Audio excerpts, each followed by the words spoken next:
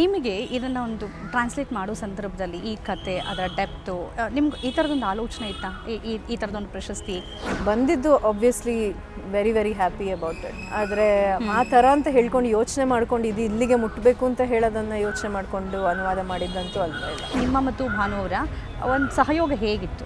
ಅವರ ಪಾತ್ರಗಳ ಹೆಸರು ಮುಸ್ಲಿಂ ಸಮುದಾಯದ್ದೇ ಆದರೂ ಸಹ ಆ ಒಂದು ಯೂನಿವರ್ಸಾಲಿಟಿ ಏನಿದೆಯೋ ಇದು ಎಲ್ಲ ಹೆಣ್ಮಕ್ಳ ಕತೆ. ಅಂತಾರಾಷ್ಟ್ರೀಯ ವೇದಿಕೆಯಲ್ಲಿ ಕನ್ನಡವನ್ನು ಪ್ರತಿನಿಧಿಸುವಾಗ ಕನ್ನಡ ಪದವನ್ನು ಬಳಸಿದ್ರಿ, ಒಂದು ಹಾಡನ್ನು ಬಳಸಿದ್ರಿ, ಆ ಭಾವನೆ ಹೇಗಿತ್ತು? ಅಣ್ಣವ್ರ ಹಾಡುಗಳು ಯಾರಿಗಿಷ್ಟ ಇಲ್ಲ, ಅದಕ್ಕೆ ಅನಿಸಿತು ಅದು ಹೇಳಲಿಲ್ಲ ಅಂದರೆ ಹೇಗಾಗುತ್ತೆ, ಅದೊಂದು ಅವಕಾಶ ಇರುವಾಗ. ನಿಮ್ಮ ಈ ಪ್ರಶಸ್ತಿ ಹೆಚ್ಚೆಚ್ಚು ಓದುಗರನ್ನು ಸೃಷ್ಟಿ ಮಾಡ್ಬೋದು ಅಂತ ಅನಿಸುತ್ತೆ ತಮಗೆ? ಅಲ್ಲ, ಅದೇ ಆಸೆ ಆದರೆ ಒಳ್ಳೆಯದು ಅಂತ. ಓದೋರ ಸಂಖ್ಯೆ ಕಮ್ಮಿ ಆಗಿದೆ, ಆದರೆ ಆ ಓದುಗರ ಒಂದು ಕ್ವಾಲಿಟಿ ಏನಿದೆಯೋ ಅದು ಇಟ್ ಇಸ್ ವೆರಿ ಹೈ. ನಮಸ್ಕಾರ, ವಾರ್ತಾ ಭಾರತೀಯ ವಿಶೇಷ ಸಂದರ್ಶನಕ್ಕೆ ಸ್ವಾಗತ. 2025 ಅಂತಾರಾಷ್ಟ್ರೀಯ ಬೂಕರ್ ಪ್ರಶಸ್ತಿಯನ್ನು ಪಡೆದುಕೊಂಡ ಬಾನು ಮುಷ್ತಾಕ್ ಅವರ ಜೊತೆ ಆ ಪ್ರಶಸ್ತಿಯನ್ನು ಜಂಟಿಯಾಗಿ ಹಂಚಿಕೊಂಡ ಅನುವಾದಕಿ ದೀಪಾ ಭಾಸ್ತಿ ಅವರು ಇವತ್ತಿನ ನಮ್ಮ ವಿಶೇಷ ಸಂದರ್ಶನದಲ್ಲಿದ್ದಾರೆ. ನಮಸ್ಕಾರ, ಕಾರ್ಯಕ್ರಮಕ್ಕೆ ಸ್ವಾಗತ. ನಮಸ್ಕಾರ. ಮೊದಲಿಗೆ ಅಭಿನಂದನೆಗಳು, ಕಂಗ್ರ್ಯಾಚುಲೇಷನ್ಸ್. ಅಂದರೆ ನಿಮ್ಗೆ ಇಡೀ ಕರ್ನಾಟಕ, ಇಡೀ ದೇಶದಾದ್ಯಂತ, ವಿಶ್ವದಾದ್ಯಂತ ಒಂದು ಅಪ್ರಿಸಿಯೇಷನ್ನು ಜೊತೆಗೆ ಒಂದು ಭಾವನೆಯನ್ನು ಹಂಚ್ಕೊಳ್ತಾ ಇದ್ದಾರೆ. ಏನು ಅನಿಸುತ್ತೆ ಮೊದಲಿಗೆ? ಇದು ತುಂಬ ಖುಷಿ ಅನಿಸುತ್ತೆ. ಯಾಕೆಂದರೆ ಈಗ ನಾನು ಸಾಮಾನ್ಯ ಇಂಡಿಯಾದೊಳಗೆ ಬರೆಯೋದು ಸ್ವಲ್ಪ ಕಡಿಮೆನೇ, ಜಾಸ್ತಿ ಹೊರಗೇನೆ ಬರೆದ ಅಭ್ಯಾಸ.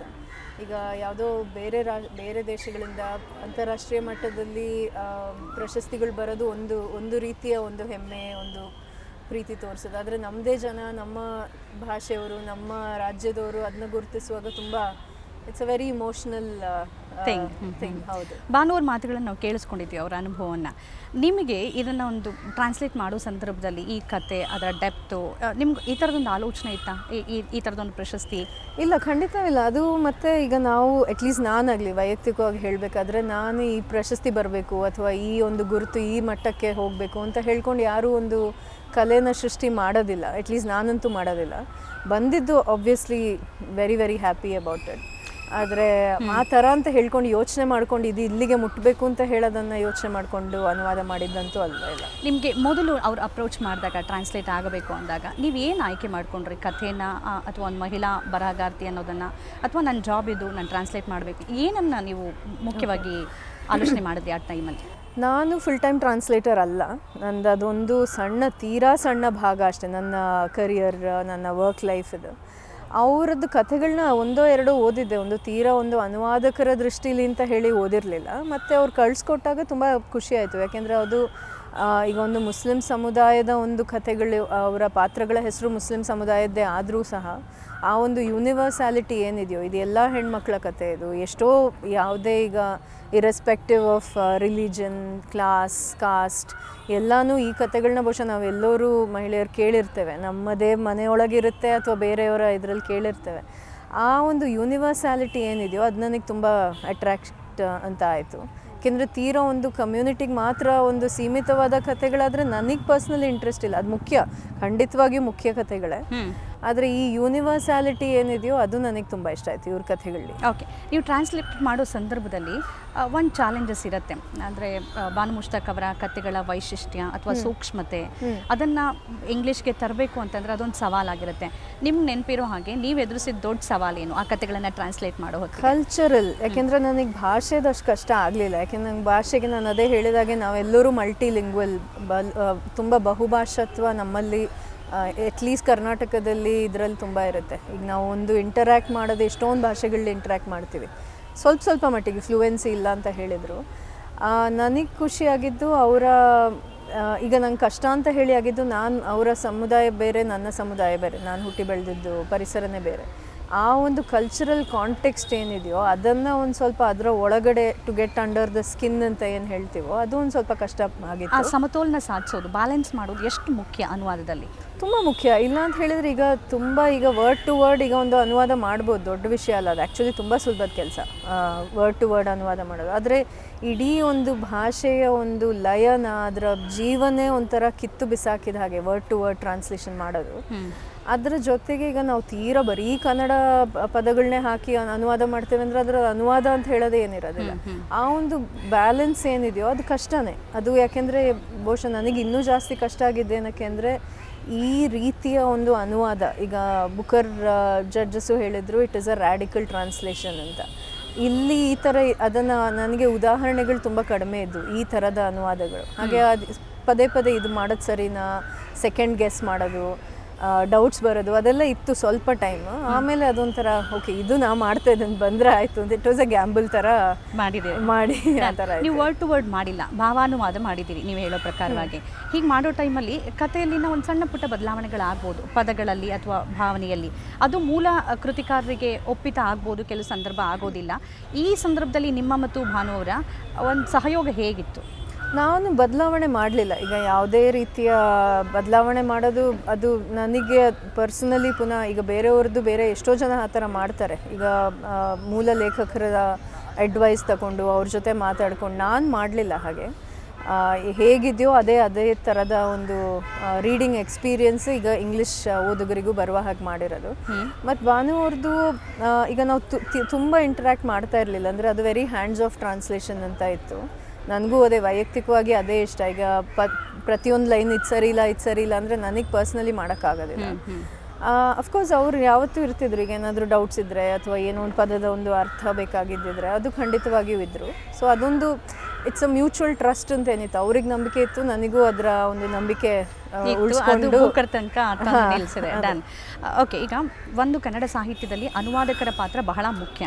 ಅದರಲ್ಲೂ ಈ ಥರದ ಅಂತಾರಾಷ್ಟ್ರೀಯ ವೇದಿಕೆಯಲ್ಲಿ ಪ್ರಾದೇಶಿಕ ಭಾಷೆಯನ್ನು ಪ್ರತಿನಿಧಿಸುವಾಗ ಅನುವಾದಕರ ಪಾತ್ರವನ್ನು ನೀವು ಹೇಗೆ ಎಕ್ಸ್ಪ್ಲೈನ್ ಮಾಡ್ಬೋದು ಅಥವಾ ಅವ್ರನ್ನ ಹೇಗೆ? ಈಗ ಅನುವಾದಕರು ಇಲ್ದಿದ್ರೆ ಬಹುಶಃ ಈಗ ಬುಕ್ಕರ್ ಆಗಲಿ ಬರೋದಿಲ್ಲ ಯಾರಿಗೂ. ಈಗ ಇಂಟರ್ನ್ಯಾಷನಲ್ ಬುಕ್ಕರ್ ಅಂತ ಏನಿದೆಯೋ ಅದು ಒಂದು ಅನುವಾದಕ್ಕೆ ಕೊಡುವಂತಹ ಒಂದು ಪ್ರಶಸ್ತಿ. ಅದು ಅದರ ಜೊತೆಗೆ ಅವರು ಈಕ್ವಲ್ ಆಗಿ, ಈಗ ನನಗೆ ಬಹುಶಃ ಅಂತಾರಾಷ್ಟ್ರೀಯ ಮಟ್ಟದಲ್ಲಿರ್ಬೋದು ಅಥವಾ ನಮ್ಮ ಇಂಡಿಯಾದಲ್ಲೇ ಇರ್ಬೋದು, ಒಂದು ರೀತಿಲಿ ಅನುವಾದಕರು ಅಂತ ಹೇಳಿದರೆ ಒಂದು ದರ್ಜೆ ಕಮ್ಮಿ ಅಂತ ಹೇಳುವ ಒಂದು ತಪ್ಪು ಕಲ್ಪನೆ ತುಂಬ ಇರುತ್ತೆ. ಆದರೆ ನೀವು ನೋಡಿದರೆ ಈಗ ನಾವು ಯಾವುದೇ ವಿಶ್ವದ ಯಾವುದೇ ಅತಿ ದೊಡ್ಡ ಲೇಖಕರನ್ನ ಬಹುಶಃ ನಾವು ಅನುವಾದದಲ್ಲೇ ಓದಿರ್ತೇವೆ. ಈಗ ಟಾಲ್ಸ್ಟಾಯ್, ಮಾರ್ಕೆಸ್, ಸುಮಾರು ಎಷ್ಟೋ ಜನ ಇರ್ತಾರೆ. ಹಾಗೆ ಅದು ಒಂದು ಗುರುತಿಸುವ ಒಂದು ಬಹುಶಃ ಅಭ್ಯಾಸ ಇಲ್ಲಿಯವರೆಗೆ ನಮ್ಮಲ್ಲಿ ಸ್ವಲ್ಪ ಕಡಿಮೆನೇ ಇದೆ ಅಷ್ಟೇ. ಹೋಪ್ಫುಲಿ ಈ ಥರ ಹೀಗೆ ಬುಕ್ಕರ್, ಇಂಟರ್ನ್ಯಾಷನಲ್ ಬುಕ್ಕರ್ ಎಲ್ಲ ಇರುವ ಕಾರಣ ಅದು ಬಹುಶಃ ಇನ್ನೂ ಜಾಸ್ತಿ ಆಗ್ಬೋದು ಅಂತ ಒಂದು ನಿಮಗೆ ಅನ್ಸುತ್ತೆ. ಅಂದರೆ ನಿಮ್ಮ ಈ ಸಾಧನೆ ನಮಗೆ ಈಗ ಬುಕ್ಕರ್ ಸಿಕ್ಕಿರೋದು ಅನುವಾದಕರ ಅಗತ್ಯವನ್ನು ಇನ್ನಷ್ಟು ಒತ್ತು ಹೇಳ್ಬೋದು. ಯಾಕೆಂದರೆ ಕನ್ನಡದಲ್ಲಿ ಉತ್ಕೃಷ್ಟವಾದ ಸಾಹಿತ್ಯ ಹೆಚ್ಚು ಟ್ರಾನ್ಸ್ಲೇಟ್ ಆಗಿಲ್ಲ. ಆ ಥರದ್ದು ಅನ್ಸುತ್ತಾ ನಿಮಗೆ? ಹೋಪ್ಫುಲಿ ಖಂಡಿತ ಒಂದು ನಂಬಿಕೆ ಇದೆ. ಯಾಕೆಂದರೆ ನಾನು ಅದೇ ಮೊನ್ನೆ ಹೇಳ್ತಾ ಇದ್ದಿದ್ದು ಇಷ್ಟೇ. ಇದೊಂದು ಈಗ ಈ ಸಂಭ್ರಮ ಇಟ್ ಈಸ್ ವಂಡರ್ಫುಲ್. ಯಾಕೆಂದರೆ ಇಷ್ಟರ ಮಟ್ಟಿಗೆ ಈ ಥರ ನಮ್ಮಲ್ಲಿ ಜನ ಇಷ್ಟು ಸಂಭ್ರಮ ಪಡ್ತಾರೆ ಅಂತ ಹೇಳುವ ಯಾವುದೇ ಒಂದು ಕನಸು ಕೂಡ ಇರಲಿಲ್ಲ. ಅದು ಆದರೆ ಇದೊಂದು ಸಂಭ್ರಮವಾಗಿ ಮಾತ್ರ ಉಳ್ಕೊಂಡ್ರೆ ಎಸ್ ಪರ್ಸ್ನಲಿ ತುಂಬ ದೊಡ್ಡ ಅಚೀವ್ಮೆಂಟ್. ನನ್ನ ಕರಿಯರ್ ಅದು ಹೋಗ್ತಾನೆ ಇರುತ್ತೆ, ಅದಕ್ಕೆ ಇದಿಲ್ಲ. ಆದರೆ ಇದು ಲಾರ್ಜರ್ ಒಂದು ಪಿಕ್ಚರ್ನ ನೋಡಿಕೊಂಡು ಅದ್ರ ಬಗ್ಗೆ ಜಾಸ್ತಿ ಚರ್ಚೆ ಆಗಬೇಕು. ಈಗ ಅನುವಾದಕರ ಪಾತ್ರ ಇರ್ಬೋದು, ಅನುವಾದಕರನ್ನ ಗುರುತಿಸೋದಾಗಲಿ. ಎಷ್ಟೋ ಜನರಿಗೆ ಮೂಲ ಲೇಖಕರನ್ನ ಮಾತ್ರ ಗುರುತಿಸ್ತಾರೆ. ಅನುವಾದ ಅಂತ ಹೇಳಿದ್ರು ಅದು ಅನುವಾದ ಚೆನ್ನಾಗಿರಕ್ಕಿಲ್ವ ಏನೋ, ಅಥವಾ ವರ್ಡ್ ಟು ವರ್ಡ್ ಇರ್ಬೋದು, ಅಥವಾ ಆ ಥರ ತಪ್ಪು ಕಲ್ಪನೆಗಳು ತುಂಬ ನಾವು ಎಷ್ಟೇ ಇಂಗ್ಲೀಷ್ಲಿದೆ ಬಹುಶಃ ಕನ್ನಡದಲ್ಲೇ ಒಂದು ಸ್ವಲ್ಪ ಕಡಿಮೆ ಅಂತ ಅಂದ್ಕೊಳ್ತೇನೆ. ಈ ಥರ ಚರ್ಚೆಗಳಾದರೆ ಬಹುಶಃ ಅವರ ಒಂದು ಬೆಲೆ ಕಟ್ಟುವ ಇದು ಏನಿದೆಯೋ ಅದು ಸ್ವಲ್ಪ ಬದಲಾಗಬಹುದು ಅಂತ. ಸಿಗಬೇಕಾದ ಮಾನ್ಯತೆ ನಿಮ್ಗೆ ಅನ್ಸುತ್ತೆ? ಅಂದರೆ ಅಂತಾರಾಷ್ಟ್ರೀಯ ಬುಕ್ಕರ್ ಸಿಗದೆ ಹೋಗಿದ್ರೆ, ಅಂದರೆ ನಮಗೆ ಗೊತ್ತಿರೋ ಹಾಗೆ ಅದು ಟ್ರಾನ್ಸ್ಲೇಟ್ಗೆ ಇರೋದ್ರಿಂದ ನಿಮ್ಮ ಇಲ್ಲಿ ಭಾಗವಹಿಸುವಿಕೆ ಮತ್ತು ನಿಮ್ಮ ಪಾತ್ರದ ಬಗ್ಗೆ ಹೆಚ್ಚು ಎಲ್ರಿಗೂ ಗೊತ್ತಾಗ್ತಿದೆ. ಒಂದು ವೇಳೆ ಬೇರೆ ಪ್ರಶಸ್ತಿ ಆಗಿದ್ದರೆ ದೀಪಾ ಬಸ್ತಿ ಅವರು ಸೈಡ್ಲೈನ್ಗೆ ಹೋಗ್ಬಿಡ್ತಿದ್ರ, ಅಷ್ಟು ಗೊತ್ತಾಗ್ತಿರ್ಲಿಲ್ವ ಜನಕ್ಕೆ? ಏನು ಅನ್ಸುತ್ತೆ ನಮಗೆ? ಬಹುಶಃ ಈಗ ಅಟ್ಲೀಸ್ಟ್ ಇಂಗ್ಲೀಷಲ್ಲಿ ಈಗ ಈ ಸ್ವಲ್ಪ ಕೆಲವು ವರ್ಷದ ಹಿಂದೆ ಅನುವಾದಕರ ಹೆಸರನ್ನ ಕವರ್ ಪೇಜ್ಲಿ ಕೂಡ ಹಾಕ್ತಾ ಇರಲಿಲ್ಲ ಎಷ್ಟೋ ಪಬ್ಲಿಷರ್ಸ್. ಅದು ಅಂತಾರಾಷ್ಟ್ರೀಯ ಮಟ್ಟದಲ್ಲಿ ತುಂಬ ಅದ್ರ ಬಗ್ಗೆ ಚರ್ಚೆಗಳಾಗಿ ತುಂಬ ಇದಾಗಿ ಈಗ ಹೆಚ್ಚು ಕಮ್ಮಿ ಒಬ್ಬರೋ ಇಬ್ಬರೋ ಪಬ್ಲಿಷರ್ಸ್ ಬಿಟ್ಟರೆ ಬೇರೆ ಎಲ್ಲರೂ ಹಾಕ್ತಾರೆ. ಹಾಗೆ ಅಲ್ಲಿ ಇದೆ ಅದು ಆ ಒಂದಿದು. ಬಟ್ ಅದು ಬಹುಶಃ ಶುರುವಿಂದ ಈಗ ಓದುಗರಿಂದ ಹಿಡಿದು ಪಬ್ಲಿಷರ್ಸ್ ಹೊರಗೆ ಆಗಬೇಕಾದ ಬದಲಾವಣೆಗಳು. ಎಷ್ಟೊಂದು ಸಂದರ್ಭದಲ್ಲಿ ಲೇಖಕರೇ ಅದನ್ನ ಗುರುತಿಸೋಕ್ಕೆ ಇಷ್ಟಪಡೋದಿಲ್ಲ. ಅನುವಾದ ಆಗಿದೆ ಅಂತ ಹೇಳಿ ಇದಾದಮೇಲೆ ಎಲ್ಲ ಈ ಥರ ಅಂತಾರಾಷ್ಟ್ರೀಯ ಇರ್ಬೋದು ಅಥವಾ ನಮ್ಮಲ್ಲೇ ಪಬ್ಲಿಷ್ ಆದರೂ ಕೂಡ ಅದನ್ನು ಈ ಅನುವಾದಕರನ್ನ ಒಂದು ಈಕ್ವಲ್ ಕ್ರೆಡಿಟ್ ಕೊಡುವ ಒಂದು ಅಭ್ಯಾಸವೂ ಇರೋದಿಲ್ಲ. ಅದು ಇದ್ರ ಬಗ್ಗೆ ಅಂತಲ್ಲ ನಾನು ಹೇಳ್ತಾ ಇರೋದು, ಒಂದು ಜನರಲ್ ಇದರಲ್ಲಿ ಹೇಳಿದ್ದಷ್ಟೇ. ಆ ಥರ ಇರುವಾಗ ಹೋಪ್ಫುಲಿ ದಿಸ್ ವಿಲ್ ಚೇಂಜ್. ಇನ್ನೂ ಚೇಂಜ್ ಎಷ್ಟೋ ಮಟ್ಟಿಗೆ ಆಗಿದೆ, but lot has to still change. ಹೌದು. ಯುವ ಲೇಖಕರು ಮತ್ತು ನಿಮ್ಮ ಥರದ ಅನುವಾದಕರು ಅನಿವಾರ್ಯವಾಗಿ ಇಂಗ್ಲೀಷ್ ಭಾಷೆ ಕಡೆಗೆ ಹೋಗಬೇಕಾಗತ್ತೆ, ಪ್ರಾದೇಶಿಕ ಭಾಷೆಯನ್ನು ಬಿಟ್ಟು.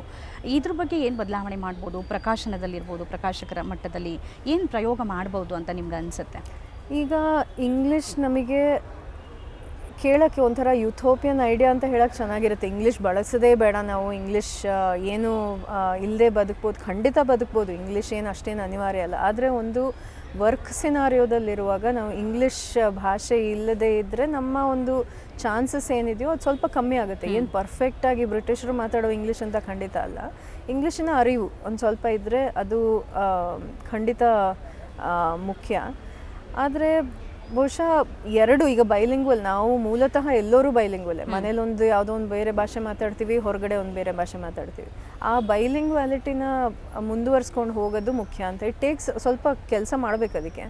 ಈಗ ಹಿಂದಿನ ಜನ್ರೇಷನ್, ಈಗ ಗಿರೀಶ್ ಕಾರ್ನಾಡ್, ಅನಂತಮೂರ್ತಿಯವರು ಅಥವಾ ವೆಂಕಟೇಶ್ ಅಯ್ಯಂಗಾರ್ ಅವರು, ಎಷ್ಟೋ ಜನ ಅವ್ರ ಮನೆ ಭಾಷೆ ಬೇರೆ ಇತ್ತು, ಅವ್ರು ಬರಿತಾ ಇದ್ದ ಭಾಷೆ ಬೇರೆ ಇತ್ತು. ಅದನ್ನೇ ಯಾಕೆ ನಾವು ಮುಂದುವರ್ಸ್ಕೊಂಡು ಹೋಗಬಾರ್ದು? ಬಹುಶಃ ಆ ಒಂದು ಕಲ್ಚರ್ ನಮ್ಮಲ್ಲಿ ಒಂದು ಸ್ವಲ್ಪ ಕಡಿಮೆ ಆಗ್ತಾ ಇದೆ ಅಂತ ಅನ್ಸುತ್ತೆ. ಬೈಲಿಂಗ್ವಾಲಿಟಿ, ದ್ವಿಭಾಷೆ ಅನ್ನೋದು, ದ್ವಿಭಾಷೆ ಅಂತ ಹೇಳೋದು ಸ್ವಲ್ಪ ಕಮ್ಮಿ ಆಗ್ತಾ ಇದೆ. ಅದನ್ನ ಸ್ವಲ್ಪ ಎಫರ್ಟ್ ಬೇಕಷ್ಟೇ. ಅದನ್ನ ನೀವೆಲ್ಲ ಒಂದ್ ಕಡೆ ಮಾತಾಡ್ಬೇಕಾದ್ರೆ ಕನ್ನಡ ಸಾಹಿತ್ಯವನ್ನ ಜಾಗತೀಕರಣ ಮಾಡೋ ಅಗತ್ಯ ಇಲ್ಲ ಅನ್ನೋ ಅಂತ ಹೇಳಿದಿರಿ. ಇದನ್ನ ಯಾವ ಕಾಂಟೆಕ್ಸ್ಟ್ ಹೇಳಿದ್ರಿ ಮತ್ತು ಇದನ್ನ ಹೇಗೆ ನಾವು ಅರ್ಥ ಮಾಡ್ಕೊಳ್ಬೇಕು? ನನಗೆ ಕೇಳಿದ್ರು, ಇದು ಕನ್ನಡ ಅಂತ ಹೇಳೋದಕ್ಕೆ, ಕನ್ನಡ ಭಾಷೆಗೆ ಒಂದು ಮಹತ್ವ ಈಗ ಹೊಸದಾಗಿ ಬಂದಿದೆ ಅಂತ. ನಾನು ಹೇಳಿದೆ ಖಂಡಿತವಾಗಿಯೂ ಅಲ್ಲ. ಕನ್ನಡ ಮೊದಲಿಂದಲೂ ಬಹಳ ದೊಡ್ಡ ಭಾಷೆ. ನಮ್ಮಲ್ಲಿ 1500 ವರ್ಷದ ರಿಟರ್ನ್ ಹಿಸ್ಟ್ರಿನೇ ಇದೆ. ಲಿಟ್ರರಿ ಸಾಹಿತ್ಯ ಹೌದು, ತುಂಬ ಇದು. ಆ ಲೆಕ್ಕದಲ್ಲಿ ಇಂಗ್ಲೀಷ್ ನೋಡ್ತಿದ್ರೆ ಏನು ಒಂದು 500-600 ವರ್ಷದಿರ್ಬೋದು. ನಮಗೆ ಒಂದು 200-250 ವರ್ಷದ ಹಿಂದೆ ಬಂದಿರುವ ಭಾಷೆ ಅದು.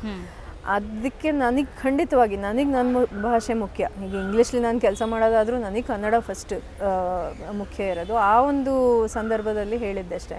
ಕನ್ನಡಕ್ಕೇನು ಹೊಸ ಮಹತ್ವ ಏನು ಬಂದಿಲ್ಲ. ಅದರ ಬದಲು ಈಗ ಇಂಗ್ಲೀಷ್ ಅಂತ ಹೇಳುವ ಭಾಷೆಗೆ ಕನ್ನಡದ ಈ ಒಂದು ಹೊಸ ಸಂಪರ್ಕ ಆದ ಕಾರಣ ಇಂಗ್ಲೀಷಿಗೆ ಇನ್ನೊಂದು ಸ್ವಲ್ಪ ಜಾಸ್ತಿ ಮಹತ್ವ ಬಂತು. ಹೋಪ್ಫುಲಿ ಈಗ ಅಯ್ಯಯ್ಯೋ ಅಂತ ಇದೆ, ಅದರಲ್ಲಿ ಅದೇ ಥರನೇ ಬಂದಿದೆ. ಯಾರು ಗೊತ್ತು ಇನ್ನು ಅಯ್ಯೋ ಅಂತ ಹೇಳೋದನ್ನ ಇಂಗ್ಲೀಷ್ಲಿ ಉಪಯೋಗಿಸೋಕೆ ಶುರು ಮಾಡಿದರೆ ಅದೇ ಇಂಗ್ಲೀಷ್ ಬೆಳೀತಾ ಹೋಗುತ್ತೆ ಅಲ್ಲ. ಇಂಗ್ಲೀಷಿಗೆ ಕೊಟ್ಟ ಒಂದು ಮಹತ್ವ ಅಷ್ಟೇ, ಕನ್ನಡಕ್ಕೆ ಜೊತೆಗೆ ನೀವು ಇನ್ನೊಂದು ಮಾತು ಹೇಳಿದ್ರಿ, ಕನ್ನಡ ಸಾಹಿತ್ಯದಲ್ಲಿ ಒಂದಷ್ಟು ಪ್ರಯೋಗಾತ್ಮಕ ಕೆಲಸಗಳಾಗಬೇಕು ಅಂತ.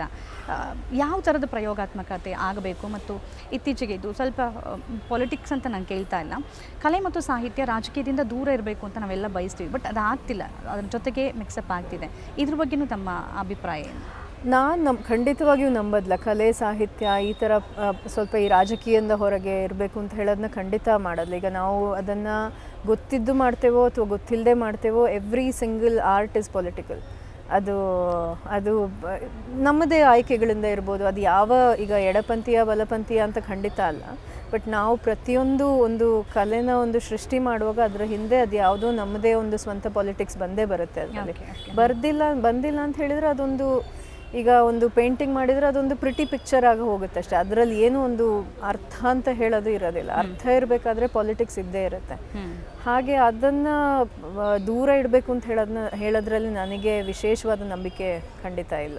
ಪ್ರಯೋಗ ಅಂದರೆ ಯಾವ ಥರದ ಪ್ರಯೋಗಗಳು? ಪ್ರಯೋಗದಲ್ಲಿ ಈಗ ಸಾಮಾನ್ಯವಾಗಿ ಅಂತಾರಾಷ್ಟ್ರೀಯ ಮಟ್ಟದಲ್ಲಿ ನೋಡಿದರೆ ಈಗ ಈ ಜಾನ್ರಾ ಅಂತ ಏನು ಹೇಳ್ತೇವೆ, ಈಗ ನಮ್ಮಲ್ಲಿ ಕಾದಂಬರಿ ಅಂದರೆ ಇದು, ಸಣ್ಣ ಕಥೆಗಳು ಅಂದರೆ ಹೀಗೆ ಪ್ರಕಾರಗಳು, ಆ ಥರದ್ರಲ್ಲಿ ಒಂದು ಸ್ಟ್ರಿಕ್ಟ್ ಆಗಿರುವ ಈ ಒಂದು ಬ್ರ್ಯಾಕೆಟ್, ಒಂದು ಬಾಕ್ಸಲ್ಲಿ ಏನು ಅದನ್ನ ಹಾಕಿರ್ತೇವೋ ಅದನ್ನು ಹೊಡಿಬೇಕು ಅಷ್ಟೇ. ಈಗ ಇದೇ ಥರ ಅಂತ ಹೇಳಿ ಮಾಡಿದರೆ ಅದು ಅದೇ ಥರ ಬರ್ದದನ್ನೇ ಬರಿತಾ ಹೋಗ್ತೀವಿ ನಾವು. ಸ್ಟೀರಿಯೋಟೈಪ್ನ ಬ್ರೇಕ್ ಮಾಡಿದರೆ, ಈಗ ಎಕ್ಸ್ಪೆರಿಮೆಂಟ್ ವಿತ್ ಫಾರ್ಮ್, ಈಗ ಇಂಗ್ಲೀಷಲ್ಲಿ ತುಂಬ ಆ ಥರದ್ದು ಆಗ್ತಾ ಇದೆ. ಅದಕ್ಕೆ ನಾನು ಹೇಳೋದು, ಈಗ ಕನ್ನಡದಿಂದ ಮತ್ತು ಕನ್ನಡಕ್ಕೆ ಜಾಸ್ತಿ ಅನುವಾದ ಆದರೆ ನಮ್ಮಲ್ಲಿ ಕನ್ನಡ ಬರಹಗಾರರಿಗೂ ಒಂದು ಸ್ವಲ್ಪ ಓಕೆ ಈ ಥರ ಆಗ್ತಾ ಇದೆ, ಅದರಿಂದ ಏನೋ ಪ್ರೇರಣೆ ಸಿಗ್ಬೋದು ಅಥವಾ ಅದರಿಂದ ಏನಾದರೂ ಒಂದು ಐಡಿಯಾ ಸಿಗ್ಬೋದು. ಆ ಥರದ ಈ ಭಾಷೆಗಳ ಮಧ್ಯೆ ಮಾತುಕತೆ ಇರುವಾಗ ಅದು ಎರಡು ಭಾಷೆಗಳಿಗೂ ಅನುಕೂಲ ಅಲ್ಲ. ಖಂಡಿತ. ಇನ್ನೊಂದು ನೀವು ಹೊಸ ಪದವನ್ನು ಹೇಳಿದ್ದೀರಿ, ಅನುವಾದದೊಂದಿಗೆ ಉಚ್ಚಾರಣೆ, ಟ್ರಾನ್ಸ್ಲೇಟ್ ವಿತ್ ಆಕ್ಸೆಂಟ್ ಅಂತ ಏನು ಹೇಳಿದ್ದೀರಿ, ಇದೊಂದು ಸ್ವಲ್ಪ ವಿವರಿಸ್ಬೋದಾ ಹೇಗೆ ಅಂತ? ಈಗ ಇಂಗ್ಲೀಷ್ ಅಂತ ಹೇಳೋದು, ಈಗ ನಮಗೆ ಕನ್ನಡ ಆಕ್ಸೆಂಟ್ ಇದ್ದೇ ಇರುತ್ತೆ. ನಾವು ಬಹುಶಃ ಈಗ ಇಂಗ್ಲೀಷ್ಲಿ ಮಾತಾಡಿದರೆ ನಾವು ನಮ್ಮ ಕಿವಿಗದು ಅಷ್ಟು ಅನ್ಸಲ್ಲ ಅಂತ ಅನ್ಸಲ್ಲ. ಆದರೆ ಈಗ ಇದೇ ಲಂಡನ್ಗೆ ಹೋದರೆ ಅಥವಾ ಬೇರೆ ಯಾವುದೇ ಹೊರದೇಶಕ್ಕೆ ಹೋದರೆ oh you have an Indian accent ಅಂತ ಹೇಳ್ತಾರೆ. ಅದು ಸಹಜವೇ, ಯಾಕೆಂದ್ರೆ ನಾವು ಇಂಡಿಯಾದವರು. ಅದರಲ್ಲಿಯೂ ಬಹುಶಃ ನಾವು ಹೋದರೆ ಕನ್ನಡದ ಆಕ್ಸೆಂಟೇ ಇರ್ಬೋದು, ನಮಗೆ ಗೊತ್ತಾಗದೇ ಇರ್ಬೋದು ಅಷ್ಟೇ. ಅದು ಆ ಒಂದು ಇದನ್ನು ಮೊದಲನೇ ಪ್ರಶ್ನೆ ನನ್ನ ಅನುವಾದ ಕೂತಾಗ, ನಾವು ಯಾಕೆ ಇಂಗ್ಲೀಷ್ ಬ್ರಿಟಿಷ್ನವರು ಅಥವಾ ಅಮೇರಿಕನ್ನವರು ಬರೆಯುವ ಹಾಗೆ ನಾವು ಯಾಕೆ ಬರೀಬೇಕು? ನಾವು ಬ್ರಿಟಿಷ್ರಲ್ಲ, ನಾವು ಅಮೇರಿಕನ್ ಅಲ್ಲ, ನಾವು ಇಂಡಿಯಾದವರು. ನಾವು ಇಂಗ್ಲೀಷಲ್ಲಿ ಮಾತಾಡೋವಾಗಲೂ ಅಯ್ಯೋ ಅಂತ ಹೇಳ್ತೇವೆ, ಅಥವಾ ಥೂ ಅಂತ ಹೇಳ್ತೇವೆ, ಚೀ ಅಂತ ಹೇಳ್ತೇವೆ, ಅದೆಲ್ಲನೂ ಹೇಳ್ತೇವೆ. ಸೊ ಅದನ್ನೇ ಯಾಕೆ ಅದನ್ನ ತಗೊಂಡು ಹೋಗಬಾರ್ದು ಅಂತ ಹೇಳುವ ಒಂದು ಆಲೋಚನೆ ಇತ್ತು. ಆಮೇಲೆ ಈ ವೆಸ್ಟ್ರನ್ ಸೆಂಟ್ರಿಸಿಟಿ, ಎಲ್ಲವೂ ಒಂದು ಕೇಂದ್ರೀಕರಣ, ಒಂದು ಪಾಶ್ಚಿಮಾತ್ಯಕ್ಕೆ ಒಂದು ಕೇಂದ್ರೀಕರಣ ಮಾಡೋದು ಅಂತ ಹೇಳುವಾಗ, ಅವ್ರು ಹೇಳಿದಾಗೆ ನಾವು ಮಾಡಬೇಕು ಅಂತ ಇಷ್ಟು ವರ್ಷ ಇತ್ತು. ಈಗ ಅದರದ್ದೇ ಇದು ಖಂಡಿತ ಅಲ್ಲ. ನಮ್ಮ ಭಾಷೆ ಇದು, ನಾವು ಇಂಗ್ಲಿಷ್ ಮಾತಾಡೋದು ಇದೇ ಥರ, ಅವ್ರ ಥರ ನಾವು ಮಾತಾಡೋದಿಲ್ಲ. ಹಾಗೆ ಅನುವಾದದಲ್ಲಿಯೂ ಅದನ್ನೇ ಯಾಕೆ ತಗೊಂಡು ಹೋಗಬಾರ್ದು ಅಂತ ಹೇಳುವ ಒಂದು. ಅಂತಿಮವಾಗಿ ಇಂಗ್ಲೀಷೇ ಆಗಿರೋ ಕಾರಣಕ್ಕಾಗಿ, ಅಂದರೆ ನೀವು ಆಕ್ಸೆಂಟ್ ಯಾವುದಾದ್ರೂ ಇರಲಿ, ಭಾಷೆ ಇಂಗ್ಲೀಷೇ ಆಗಿರೋ ಕಾರಣಕ್ಕಾಗಿ ಅಂತಿಮವಾಗಿ ಒಂದು ಇಂಗ್ಲೀಷ್ ಭಾಷೆಯ ಪಾರಮ್ಯವೇ ಬರುತ್ತಾ? ಇದ್ರ ಬಗ್ಗೆ ಏನು ಅಭಿಪ್ರಾಯ? ಇಲ್ಲ, ಬಂದೇ ಬರುತ್ತೆ. ಈಗ ಅದೇ ಇಂಗ್ಲೀಷ್ ಬಹುಶಃ ಇಷ್ಟರ ಮಟ್ಟಿಗೆ ಪ್ರಪಂಚದಾದ್ಯಂತ ಒಂದು ಹರಡಕ್ಕೆ ಕಾರಣ, ಅದು ಬೇರೆ ಎಲ್ಲ ಭಾಷೆಗಳಿಗಿಂತಲೂ ಒಂಥರ ಸ್ಪಂಜಿನ ಹಾಗೆ. ಅದು ಬೇರೆ ಎಲ್ಲ ಭಾಷೆಗಳ ಒಂದು ಪದಗಳನ್ನ ತಗೊಳುತ್ತೆ, ಒಂದು ಐಡಿಯಾಸ್ನ ತಗೊಳುತ್ತೆ, ಒಂದು ಸಂಸ್ಕೃತಿನ ತಗೊಳುತ್ತೆ. ಈಗ ರಿಜಿಡಿಟಿ ಅಂತ ಹೇಳೋದು ನಮ್ಮ ಎಷ್ಟೋ ಭಾಷೆಗಳಿದೆ. ಕನ್ನಡ ಅಂದರೆ ಹೀಗೇ ಇರಬೇಕು, ಇದನ್ನ ಬಿಟ್ಟು ಬರೆದ್ರೆ ಇದು ಕನ್ನಡ ಅಲ್ಲ ಅಂತ ಹೇಳುವ ಅದು ಆ್ಯಕ್ಚುಲಿ ಅದು ಬೇರೆ ಎಲ್ಲ ಭಾಷೆಗಳಿಗೆ, ಕನ್ನಡಕ್ಕೆ ಮಾತ್ರ ಸೀಮಿತ ಅಲ್ಲ.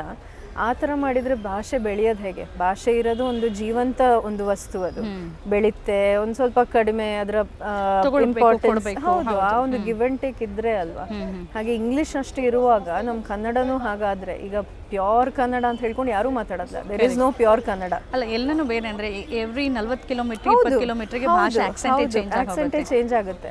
ಹಾಗೆ ಇದು ಯಾವ ಆಕ್ಸೆಂಟ್ ಇಲ್ಲಿ ಇದೆಯೋ, ಯಾವುದೇ ಕೃತಿ ಇರ್ಬೋದು, ಬಾನುದಾಗಲಿ ಅಥವಾ ಯಾರದ್ದೇ ಕೃತಿ ಆಗಲಿ, ಆ ಒಂದು ಆಕ್ಸೆಂಟ್ ಉಳಿಸ್ಕೊಂಡ್ರೆ ಆ ಆಕ್ಸೆಂಟ್ನ ಬೇರೆಯವ್ರಿಗೆ ಪರಿಚಯ ಮಾಡಿಕೊಟ್ಟ ಹಾಗಲ್ಲ. ನಾವು ಅವ್ರ ಹತ್ರ ಕೂತ್ಕೊಂಡು ಎದುರ ಇಂಗ್ಲೀಷ್ಲಿ ಆ ಆಕ್ಸೆಂಟಲ್ಲೇ ಮಾತಾಡ್ತೇವೆ, ಕೃತಿನ ಯಾಕೆ ಅದೇ ಆಕ್ಸೆಂಟಲ್ಲಿ ಮಾಡಬಾರ್ದು? ಅಂತಾರಾಷ್ಟ್ರೀಯ ವೇದಿಕೆಯಲ್ಲಿ ಕನ್ನಡವನ್ನು ಪ್ರತಿನಿಧಿಸುವಾಗ ಆದ ಭಾವನೆ, ನೀವು ಕನ್ನಡ ಪದವನ್ನು ಬಳಸಿದ್ರಿ, ಒಂದು ಹಾಡನ್ನು ಬಳಸಿದ್ರಿ, ಆ ಭಾವನೆ ಹೇಗಿತ್ತು? ಅಣ್ಣವ್ರ ಹಾಡುಗಳು ಯಾರಿಗಿಷ್ಟ ಇಲ್ಲ? ಅಂದರೆ ಒಂದು ರೀತಿಲಿ ಈಗ ಪಾಪ್ಯುಲರ್ ಕಲ್ಚರಲ್ಲಿ ನೋಡ್ತಿದ್ರೆ ಡಾಕ್ಟರ್ ರಾಜ್ಕುಮಾರ್ ಅಂತಹ ಒಂದು ಕನ್ನಡದ ಪ್ರತಿನಿಧಿ ಬಹುಶಃ ಆಮೇಲೆ ಅಷ್ಟರ ಮಟ್ಟಿಗೆ ಇದರಲ್ಲಿ ಬಂದಿಲ್ಲ. ಅದೇನೋ ಅಂಥ ವೇದಿಕೆಯಲ್ಲಿ ಹೋಗಿ ನಮ್ಮ ಭಾಷೆಯಲ್ಲಿ ಒಂದು 4 ಪದ ಯಾಕೆ ಹೇಳಬಾರ್ದು ಅಂತ ಹೇಳಿ ಅನಿಸಿತ್ತು. ಮತ್ತು ನನಗೆ ಪರ್ಸ್ನಲಿ ಆ ಹಾಡು ತುಂಬ ಇಷ್ಟ, ಯಾಕೆಂದರೆ ಅದು ಕನ್ನಡ ಭಾಷೆಯ ಬಗ್ಗೆ ಬಹುಶಃ ಅತ್ಯುತ್ತಮವಾದ ಒಂದು ಮೆಟಫರ್ಸ್ನ ಉಪಯೋಗಿಸ್ಕೊಂಡು ಹೇಳುವಂತಹ ಒಂದು ಹಾಡದು. ಸೊ ಅದಕ್ಕೆ ಅನಿಸಿತು, ಅದು ಹೇಳಲಿಲ್ಲ ಅಂದರೆ ಹೇಗಾಗುತ್ತೆ, ಅದೊಂದು ಅವಕಾಶ ಇರುವಾಗ. Done, correct. ಓಕೆ, ಇನ್ನು ನಮ್ಮ ಇಂಡಿಯನ್ ಕಾಂಟೆಕ್ಸ್ಟಲ್ಲಿ ಬಂದರೆ ಸಾಹಿತ್ಯಕ್ಕೆ ಸಿಗಬೇಕಾದಂಥ ಮನ್ನಣೆ, ನಾನು ಬರೀ ನಿಮಗೆ ಅಂತ ಹೇಳ್ತಾ ಇಲ್ಲ, ಇಡೀ ಇಂಡಿಯನ್ ಲಿಟ್ರೇಚರ್ಗೆ ಸಿಗುತ್ತೆ. ಈಗ ಸಿನಿಮಾಗಾದರೆ ಅಂತಾರಾಷ್ಟ್ರೀಯ ವೇದಿಕೆಯಲ್ಲಿ ನಾವು ಆಸ್ಕರ್ ತೊಗೊಂಡ್ರೆ ಅದು ವ್ಯಾಲ್ಯೂನೇ ಬೇರೆ. ಇದು ಕೂಡ ಒಂದು ರೀತಿ ಆಸ್ಕರೇ, ಅಂತಾರಾಷ್ಟ್ರೀಯ ಬುಕ್ಕರ್ ಅಂದರೆ ಅದೇನು ಸಣ್ಣ ಪಟ್ಟ ಪ್ರಶಸ್ತಿ ಅಲ್ಲ. ಅದಕ್ಕೆ ಸಿಗಬೇಕಾದ ಮಾನ್ಯತೆ ದೇಶದೊಳಗೆ ಸಿಗ್ತಿದೆ ಅಂತ ಅನ್ಸುತ್ತೆ. ಅಂದರೆ ಅದರ ಪ್ರಾಮುಖ್ಯತೆ ಗೊತ್ತ ಜನರಿಗೆ ಗೊತ್ತುಪಡಿಸೋ ಅಗತ್ಯ ಇದೆಯಾ? ಇದ್ರ ಬಗ್ಗೆ ಏನು ಅನ್ಸುತ್ತೆ? ಬಹುಶಃ ಈಗ ಸಿನಿಮಾ ಅಂತ ಹೇಳಿದರೆ, ಈಗ ಆಸ್ಕರ್ ಬಗ್ಗೆ ನೀವು ಹೇಳಿದಾಗೆ, ಇದು ಬಹುಶಃ ಪುಸ್ತಕ ಪ್ರಪಂಚದಲ್ಲಿ ಇಂಟರ್ನ್ಯಾಷನಲ್ ಬುಕ್ಕರ್ ಅಂತ ಹೇಳೋದು ಆಸ್ಕರಿಗೆ ಸಮ. ಕರೆಕ್ಟ್. ಆದರೆ ಅದು ಗೊತ್ತಿರೋದಿಲ್ಲ. ಈಗ ಎಷ್ಟೋ ಓದುಗರು ನಮ್ಮಲ್ಲಿ ಸಿನಿಮಾ ನೋಡೋರು ಜಾಸ್ತಿ ಇದ್ದಾರೆ, ಓದೋರು ಸ್ವಲ್ಪ ಕಡಿಮೆ ಇದ್ದಾರೆ. ಹಾಗೆ ಗೊತ್ತಿರೋರಿಗೆ ಗೊತ್ತಿರುತ್ತೆ ಏನು ಪ್ರಶಸ್ತಿ ಅಂತ. ಎಲ್ಲೋ ಬುಕ್ಕರ್ ಅಂದರೆ ಏನೋ ಒಂದು ಪ್ರಶಸ್ತಿ ಅಂತ ಹೇಳಿ ಕೇಳಿ ಗೊತ್ತಿರುತ್ತೆ ಅಷ್ಟೇ. ಆದರೆ ಅದೊಂಥರ ಈ ನೇಚರ್ ಆಫ್ ದ ಮೀಡಿಯಮ್, ಅದು ಸಿನಿಮಾಗಳು ಜಾಸ್ತಿ ತಲುಪುತ್ತೆ ಜನರಿಗೆ, ಪುಸ್ತಕಗಳು ಅಷ್ಟರ ಮಟ್ಟಿಗೆ ತಲುಪೋದಿಲ್ಲ ಅಲ್ವಾ. ಹಾಗೆ ಆ ಒಂದು ವ್ಯತ್ಯಾಸ ಖಂಡಿತ ಇದ್ದೇ ಇರುತ್ತೆ. ಹೋಪ್ಫುಲಿ ಅದೇ ಈ ಥರ ಇನ್ನು ನೆಕ್ಸ್ಟ್ ಯಾರಾದರೂ ಕನ್ನಡದ್ದಿರ್ಬೋದು ಅಥವಾ ಬೇರೆ ಭಾರತೀಯ ಭಾಷೆಗಳಿಗೆ ಬುಕ್ಕರ್ ಬಂದರೆ ಅದರ ಒಂದು ಅವೇರ್ನೆಸ್ ಸ್ವಲ್ಪ ಜಾಸ್ತಿ ಆಗ್ಬೋದು ಅಂತ ಅನಿಸುತ್ತೆ. ಏನೇ ಆದರೂ ಕೂಡ ನೀವೇ ಹೇಳ್ದಂಗೆ ಅಂದರೆ ಪುಸ್ತಕಗಳ ಬಗ್ಗೆ ಮೊದಲಾದರೂ ಇತ್ತು, ಓದುವಿಕೆ ಅನ್ನೋದು ಇತ್ತು. ಈಗ ಡಿಜಿಟಲ್ ಬಂದ ಮೇಲಂತೂ ಸ್ವಲ್ಪ ಓದುಗರ ಪ್ರಮಾಣ ಕಡಿಮೆ ಇದೆ. ಪ್ರಕಾಶಕರು ಅದನ್ನು ಹೇಳ್ತಾರೆ. ಇದನ್ನು ಹೇಗೆ ಸರಿ ಮಾಡ್ಬೋದು? ನಿಮ್ಮ ಈ ಪ್ರಶಸ್ತಿ ಹೆಚ್ಚೆಚ್ಚು ಓದುಗರನ್ನು ಸೃಷ್ಟಿ ಮಾಡ್ಬೋದು ಅಂತ ಅನಿಸುತ್ತೆ ತಮಗೆ? ಅಲ್ಲ, ಅದೇ ಆಸೆ ಆದರೆ ಒಳ್ಳೆಯದು ಅಂತ ಹೇಳೋಕ್ಕಾಗಲ್ಲ. ಈಗ ಮುಂಚೆಯಿಂದಲೇ ಈಗ ಒಂದು ಅದು ಸಿಂಗರ್ ಯಾರು ಅಂತ ನೆನಪಿಲ್ಲ, ಟೆಲಿವಿಷನ್ ಕಿಲ್ದ ರೇಡಿಯೋ ಸ್ಟಾರ್ ಅಂತ ಹೇಳಿ ಒಂದು ಭಾರಿ ಪಾಪ್ಯುಲರ್ ಒಂದು ಹಾಡಿತ್ತು. ಇದು ಟೆಲಿವಿಷನ್ ಬಂದಾಗ ಈ ರೇಡಿಯೋದವ್ರನ್ನೆಲ್ಲ ಅದೊಂಥರ ಕೊಂದು ಹಾಕಿತ್ತು ಅಂತ ಹೇಳೋದು. ಆ ಒಂದು ಚರ್ಚೆಗಳು ಎಷ್ಟೋ ವರ್ಷದಿಂದ ಮುಂದೆ ಹೋಗ್ತಾ ಇದೆ. ಹೌದು, ಖಂಡಿತ ಓದೋರ ಸಂಖ್ಯೆ ಕಮ್ಮಿ ಆಗಿದೆ. ಆದರೆ ಆ ಓದುಗರ ಒಂದು ಕ್ವಾಲಿಟಿ ಏನಿದೆಯೋ ಅದು it is very high. But ಅದು ಒಂದು ಸೀಮಿತ ವರ್ಗ ಆಗಿದೆ. ಸೀಮಿತ ವರ್ಗ ಆಗಿದೆ ಅದು. ಈಗ ಆರ್ಟ್ ಕಲೆನೂ ಅಷ್ಟೇ, ನೀವು ಯಾವುದೇ ಒಂದು ಕಲೆಯ ಪ್ರಕಾರ ತಗೊಳ್ಳಿ, ನಾಟ್ಯ ಇರ್ಬೋದು, ಸಂಗೀತ ಇರ್ಬೋದು, ಕೇಳುಗರು ತುಂಬ ಕಡಿಮೆ. ಅವರದ್ದೇ ಅವರ ಒಂದು ನೀಶ್ ಏನದು consumers of the art form ಅಂತ ಹೇಳಿ ಇರ್ತಾರಲ್ಲ, ಅದು ಕಡಿಮೆನೇ ಇರುತ್ತೆ. ಹೋಪ್ಫುಲಿ ಜಾಸ್ತಿ ಆದರೆ ಒಳ್ಳೆಯದು. ಅದೇ ಆಸೆ ಅಲ್ವಾ, ಜಾಸ್ತಿ ಸೇಲ್ಸ್ ಆಗಲಿ, ಜಾಸ್ತಿ ಜನ ಓದಲಿ. ಖಂಡಿತ. ಓಕೆ, ಈ ಪ್ರಶಸ್ತಿ, ನಿಮ್ಮಿಬ್ಬರ ಈ ಪ್ರಶಸ್ತಿ ಅಂತಾರಾಷ್ಟ್ರೀಯ ಮಟ್ಟದಲ್ಲಿ ಕನ್ನಡ ಮತ್ತು ಆ ಪ್ರಾದೇಶಿಕತೆಗೆ ಹೆಚ್ಚಿನ ಒತ್ತು ಸಿಗೋದಕ್ಕೆ, ಇನ್ನೊಂದಷ್ಟು ಅವಕಾಶಗಳು ಸಿಗೋದಕ್ಕೆ ಕಾರಣ ಆಗತ್ತಾ? ಆಗಬೇಕು ಅಂತಂದರೆ ಏನಾದರೂ ಮಾಡಬೇಕಿದೆಯಾ? ಏನು ಅನ್ಸುತ್ತೆ? ಖಂಡಿತವಾಗಿಯೂ. ಈಗ ನಮ್ಮ ಅಕ್ಕಪಕ್ಕದ ರಾಜ್ಯಗಳ ಭಾಷೆಗೆ ಹೋಲಿಸಿದ್ರೆ ಕನ್ನಡದಿಂದ ತುಂಬ ಕಡಿಮೆ ಅನುವಾದ ಆಗೋದು. ಈಗ ಬೆಂಗಾಲಿ, ಹಿಂದಿ, ತಮಿಳ್, ಮಲಯಾಳಂ ಸಿಕ್ಕಾಪಟ್ಟೆ ಅನುವಾದ ಆಗುತ್ತೆ. ಬೆಂಗಾಲಿ ಹೌದು, ತುಂಬ ಅಂದರೆ ತುಂಬ ಆಗುತ್ತೆ. ನನಗೆ ಅದೇ ನಾನು ಮೊದಲೇ ಹೇಳಿದಾಗೆ ಈ ಒಂದು ಸಂಭ್ರಮ ಒಂದು ಕೇವಲ ಒಂದು ಇವೆಂಟ್ ಆಗಿ ಉಳಿದೆ. ಇದರಿಂದ ಏನಾದ್ರು ಒಂದು ಪ್ರೇರಣೆ ಆದರೆ, ಈಗ ಕನ್ನಡದವರಿಗೆ ಕನ್ನಡ ಸಾಹಿತ್ಯವನ್ನೇ ಜಾಸ್ತಿ ಓದ್ಕೊಳಕ್ಕೆ, ಅಥವಾ ಕನ್ನಡದಿಂದ ಅನುವಾದ ಆಗೋಕ್ಕೆ, ಅಥವಾ ಕನ್ನಡಕ್ಕೆ ಅನುವಾದ ಆಗೋಕ್ಕೆ, ಆ ಒಂದು ರೀತಿಯ ಒಂದು ಚರ್ಚೆಗಳಾಗಿ ಅದನ್ನು ಸ್ವಲ್ಪ ಮುಂದುವರೆದ್ರೆ ನಾವು ಈ ಇಂಟರ್ನ್ಯಾಷನಲ್ ಬುಕ್ಕರ್ ಪ್ರಶಸ್ತಿ ತಗೊಂಡು ಬಂದಿರೋದಕ್ಕೂ ಒಂಥರ ಸಾರ್ಥಕ ಅಂತ ಅನಿಸುತ್ತೆ. ಅದೇ ನಾನು ಮೊದಲೇ ಹೇಳಿದಾಗೆ it is a great personal achievement, ಇಲ್ಲ ಅಂತಲ್ಲ. ಆದರೆ ಪರ್ಸ್ನಲ್ ಒಂದು ಸಾಧನೆಯ ಜೊತೆಗೆ ಈ ಒಂದು ಫೀಲ್ಡಲ್ಲಿಯೂ ಕೂಡ ಏನಾದ್ರು ಒಂದು ಪಾಸಿಟಿವ್ ಬೆಳವಣಿಗೆ ಆದರೆ ಅದಕ್ಕೆ ಒಂದು ಹೆಚ್ಚು ಒಂದು ಬೆಲೆ ಸಿಕ್ಕುತ್ತೆ ಅಂತ ನನ್ನ ಅದಕ್ಕಾಗಿ ತಮ್ಮ ಆಲೋಚನೆ ಏನಿದೆ? ತಮ್ಮ ಏನಾದರೂ ಪ್ಲ್ಯಾನ್ಸ್, ಏನಾದರೂ ಯೋಚನೆ ಏನಾದರೂ ಇದೆಯಾ? ಚೆನ್ನಾಗಿ ಓದಬೇಕಷ್ಟೇ ನಾವು. ಅಂದರೆ ಈಗ ಒಬ್ಬರ ಒಂದು ಇದರಲ್ಲಿ ನಮ್ಮ ದೃಷ್ಟಿಯಲ್ಲಿ ನಾವು ಎಷ್ಟು ಅಂತ ಮಾಡೋಕ್ಕಾಗುತ್ತೆ. ನನಗೆ ಎಲ್ಲರದ್ದು, ಕುವೆಂಪುಂದು ಹಿಡಿದು ಎಲ್ಲರದ್ದು ಅನುವಾದ ಮಾಡಬೇಕು ಅಂತ ಹೇಳುವ ಆಸೆ. ಆದರೆ ಒಬ್ಬರಿಗೆ ಅದು ಸಾಧ್ಯವೇ ಇಲ್ಲ. ಅದು ಖಂಡಿತ. ಅದು ಈಗ ಅಥವಾ ಭಾನು ಅವ್ರ ಥರ ಕತೆಗಳು ಬರೀಬೇಕು ಅಂತ ಅವ್ರು ಒಬ್ಬರಿಂದಲೇ ಸಾಧ್ಯ ಇಲ್ಲ. ಇನ್ನೂ ಒಂದಷ್ಟು ಜನ ಎಲ್ಲರೂ ಮಾಡಬೇಕಲ್ಲ. It has to be a movement. ಅಲ್ಲ, ಅದಕ್ಕೇನು ಅಂತಂದರೆ ಭಾನುವಾರ ಸಿಕ್ಕಂಥ ಒಂದು ಪುರಸ್ಕಾರ, ನಾನು ಹೇಳ್ತಾ ಇರೋದು ಇದು ಪ್ರಶಸ್ತಿ ಅಲ್ಲ, ಆ ರೆಕಗ್ನೈಸೇಷನ್ ಸಿಕ್ಕಿದ್ರೆ ಒಂದಷ್ಟು ಜನ ಮುಂದೆ ಬರ್ತಾರೆ, ಅನುವಾದಕರು ಇದ್ದಾರೆ. ಆದರೆ ನೀವೇ ಹೇಳ್ದಂಗೆ ಸಿಗೋದಿಲ್ಲ ಅವರಿಗೆ, ಅವ್ರೊಂದು ಕ್ರೆಡಿಟ್ ಯಾವ ಕಾರಣಕ್ಕೂ ಸಿಗೋದಿಲ್ಲ. ಒಂದು ಪೇಜಿಗೆ ಇಷ್ಟು ಅಂತ ಹೇಳ್ಬಿಟ್ಟು ಅಷ್ಟೇ ಮುಗಿಸ್ಬಿಡ್ತಾರೆ. ಅದು ಎಲ್ಲೋ ಒಂದು ಕಡೆ ಸಮಸ್ಯೆ ಆಗತ್ತಾ ಅಂತ. ಹೌದು. ಅಲ್ಲ, ಈಗ ಲಿಟ್ರರಿ ಟ್ರಾನ್ಸ್ಲೇಷನ್ಗೆ ಅನುವಾದಕರು, ಲಿಟ್ರರಿ ಅನುವಾದಕರು ಏನಿದ್ದಾರೋ ಅವರಿಗೆ ಲೇಖಕರಾಗಲಿ ದುಡ್ಡು ಕೊಡೋದಿಲ್ಲ. That is a very different ಇದು. ಬಹುಶಃ ನನಗೂ ಸುಮಾರು ಜನ ಕೇಳಿದ್ರು, ಎಷ್ಟು ದುಡ್ಡು ಕೊಟ್ಟಿದ್ದಾರೆ ಭಾನು ಅವರು. ಖಂಡಿತ ನನಗೆ ಒಂದು ಏನು ದುಡ್ಡು ಆ ಥರದ ಇದು ನಡೆಯೋದೇ ಇಲ್ಲ. ಅದು ಈ ಕಮರ್ಷಿಯಲ್ ಟ್ರಾನ್ಸ್ಲೇಷನ್ ಏನಾಗುತ್ತೆ, ಅದು ಪೇಜಿಗೆ ಇಷ್ಟು ಅಂತ ಹೇಳ್ಕೊಂಡು ಕೆಲವ್ರು ಕೊಟ್ಟು ಮಾಡಿಸ್ತಾರೆ. ಈ ಏನದು ವ್ಯಾನಿಟಿ ಪ್ರೆಸ್ ಅಂತ ಹೇಳಿ ಏನು ಹೇಳ್ತೇವೋ ನಾವು, ನಮ್ಮದು ಬರಬೇಕು ಅಂತ ಹೇಳಿದ್ರೆ ಅವ್ರು ಯಾರಿಗೋ ದುಡ್ಡು ಕೊಡ್ತಾರೆ, ಅವರದ್ದು ಆ ಥರದ ಪುಸ್ತಕಗಳು ಬರುತ್ತೆ. ಈ ಥರದ ಟ್ರಾನ್ಸ್ಲೇಷನ್ ಅದರಲ್ಲಿ ದುಡ್ಡು ಇರೋದಿಲ್ಲ. It is a labour of love. ಈಗ ಈ ಥರ ಪ್ರಶಸ್ತಿಗಳು ಬಂತು ಅಥವಾ ಈ ಥರ ಸಿಕ್ಕಿತು ಅಂತ ಹೇಳಿದ್ರೆ ಏನೋ ಒಂದು ಸ್ವಲ್ಪ ಇರುತ್ತೆ ಅಷ್ಟೇ ಹೊರತು, ಇಲ್ಲ ಅಂತ ಹೇಳಿದ್ರೆ ಏನೋ ವಿಶೇಷವಾದ ಇದರಿಂದ ಜೀವನ ನಡ್ಸೋಕ್ಕೆ ಸಾಧ್ಯ ಇಲ್ಲ. ಖಂಡಿತ. ಓಕೆ, ಒಂದ್ಸರಿ ಹೆಸರು ಕೀರ್ತಿ ಬಂತು ಅಂದರೆ ಅದ್ರ ಜೊತೆಗೆ ಹಣನೂ ಬರುತ್ತೆ ಅನ್ನೋ ಒಂದು ಮಾತಿದೆ. ನಿಮ್ಮ ವಿಚಾರದಲ್ಲಿ? ಅಲ್ಲ, ಈಗ ಎಷ್ಟರ ಮಟ್ಟಿಗೆ ಅದು 50,000 ಪೌಂಡ್ಸ್ ಇದೆ ಅಂತ ಹೇಳ್ಕೊಂಡು ಎಲ್ಲರೂ ಕ್ಯಾಲ್ಕುಲೇಟ್ ಮಾಡಿ ಎಲ್ಲರೂ ಅದನ್ನು ಪತ್ರಿಕೆಯಲ್ಲಿ ಹಾಕಿದ್ದಾರೆ, ಇಲ್ಲ ಅಂತಲ್ಲ.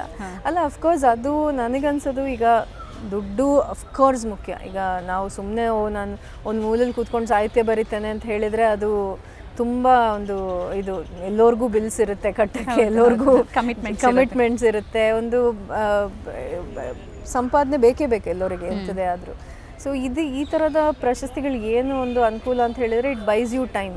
ಒಂದು ಸ್ವಲ್ಪ ಈಗ ಇಲ್ಲಾಂದರೆ ದಿನನಿತ್ಯ ಒಂದು ಏನಾರು ಒಂದು ಕೆಲಸ ಮಾಡ್ತಾನೆ ಇರಬೇಕು. ಈಗ ಒಂದು ತಿಂಗಳು ಬಹುಶಃ ಬಿಟ್ಟು ಬೇರೆ ಯಾವ್ದಾರು ನನ್ನದೇ ಒಂದು ಸ್ವಂತ ಬರೀತೇನೆ ಅಥವಾ ಬೇರೆ ಒಂದು ಅನುವಾದ ಮಾಡ್ತೇನೆ ಅಂತ ಹೇಳೋದಕ್ಕೆ, ಅದು ಬಹುಶಃ ಬೇರೆ ಎಲ್ಲ ಒಂದು ಮೆಟೀರಿಯಲ್ ಇದಕ್ಕಿಂತಲೂ ಇಟ್ ಬೈಸ್ ಟೈಮ್ ಈ ಥರದ ಪ್ರಶಸ್ತಿಗಳು.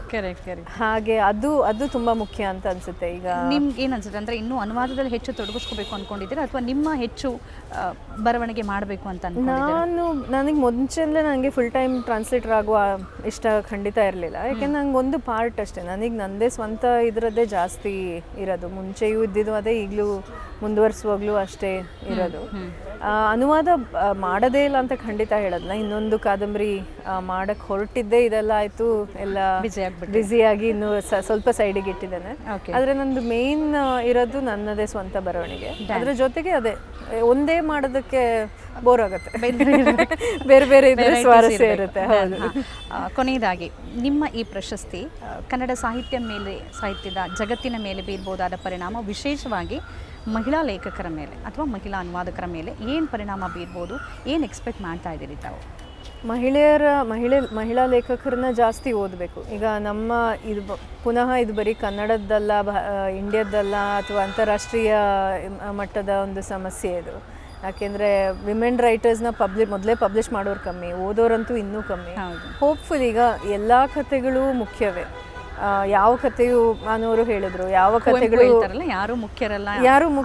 ಹೌದು, ಅದೇ ಅದು ಒಂದು ಮೇಲ್ ಓರಿಯೆಂಟೆಡ್ ಪಬ್ಲಿಷಿಂಗ್ ಸೀನ್ ಅಂತ ಏನಿದೆಯೋ ಅದು ಮೇಲ್ ಓರಿಯೆಂಟೆಡ್ ಸೀನ್ ಆಗಿರೋ ಕಾರಣ ಹೋಪ್ಫುಲಿ ಇದೆಲ್ಲ ಇದರಿಂದ ನಮ್ಮ ಕಥೆಗಳು ಮುಖ್ಯ. ಬರೀ ಈಗ ಒಂದು ವಿಮೆನ್ಸ್ ಲಿಟರೇಚರ್ ಅಂದರೆ ದಿನ ಗೋಳು ಬರೀತಾರೆ ಅಥವಾ ಅವ್ರ ಬಗ್ಗೆನೇ ಬರ್ಕೊಳ್ತಾರೆ, ಆ ಥರ ಒಂದು ತಪ್ಪು ಕಲ್ಪನೆ ಒಂದು ಸ್ವಲ್ಪ ಕಡಿಮೆ ಆಗಬಹುದು ಅಂತ ಹೇಳುವ ಒಂದು. ಆದರೆ ವುಮೆನ್ ಅಂದರೆ ಫೆಮಿನಿಸಮ್ ಅಂತ ಕಾಯಿನ್ ಮಾಡೋದು, ಅದು ಮಾಡೋದಿದೆಯಾ, ಅದು ಅದೇ ಥರ ವಿಮೆನ್ ಅಂದರೆ ಒಂದು ಮತ್ತೆ ಪುನಃ ಸ್ಟೀರಿಯೋಟೈಪ್ ಮಾಡಿಬಿಡ್ತಾರೆ. ಬರೀ ಅಷ್ಟೇ ಒಂದು ಸುಮ್ಮನೆ ಗೋಳು ಹೇಳ್ಕೊಳ್ತಾರೆ ಅಥವಾ ಬರೀ ಅಡುಗೆ ವಿಷಯ ಬರೀತಾರೆ ಅಥವಾ ತೀರಾ ಒಂದು ಈ ಸ್ಟೀರಿಯೋಟೈಪ್ಸ್ ಏನಿದೆಯೋ ಅದು ಹೋಪ್ಫುಲಿ ಒಂದು ಸ್ವಲ್ಪ ಕಡಿಮೆ ಆಗ್ಬೋದು ಅಂತ ಹೇಳುವ ಒಂದು ನಂಬಿಕೆ ಆಗಲಿ ಅನ್ನೋದು ಕೂಡ ನಮ್ಮ ಆಶಯ. ಮತ್ತೊಮ್ಮೆ ಅಭಿನಂದನೆಗಳು ತಮಗೆ ಪ್ರಶಸ್ತಿಯನ್ನು ತಂದುಕೊಟ್ಟಿದ್ದಕ್ಕೆ. ಧನ್ಯವಾದ. ನಮಸ್ಕಾರ. ಆದ್ಮೇಲೆ ಇದಾಗಿತ್ತು ಇವತ್ತಿನ ವಾರ್ತಾಭಾರತಿಯ ವಿಶೇಷ ಸಂದರ್ಶನ. ಈ ರೀತಿಯ ಬೇರೆ ಬೇರೆ ವಿಶೇಷ ಕಾರ್ಯಕ್ರಮಗಳನ್ನು ತಾವು ನೋಡಬೇಕಾದ್ರೆ ನಮ್ಮ ಚಾನಲನ್ನು ಸಬ್ಸ್ಕ್ರೈಬ್ ಮಾಡಿ. ನಮಸ್ಕಾರ.